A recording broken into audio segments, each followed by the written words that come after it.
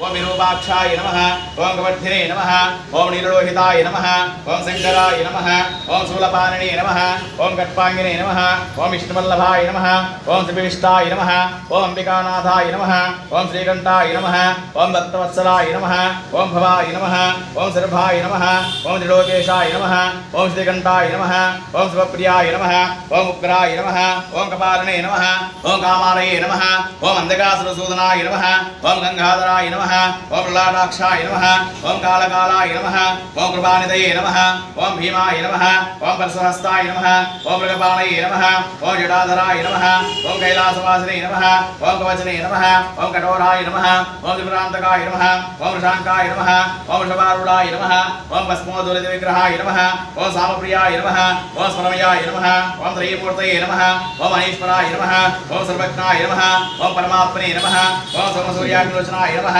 ओम हविषे नमः ओम यज्ञमयाय नमः ओम सोमाय नमः ओम पंचवक्त्राय नमः ओम सदाशिवाय नमः ओम विश्वेश्वराय नमः ओम वीरभद्राय नमः ओम गणनाथाय नमः ओम प्रजापतये नमः ओम हिरण्यरेतसे नमः ओम दुर्दाक्षाय नमः ओम गिरीशाय नमः ओम गिरीशाय नमः ओम अनगाय नमः ओम भुजंगभूषणाय नमः ओम वर्गाय नमः ओम गिरिधन्वने नमः ओम गिरिप्रियाय नमः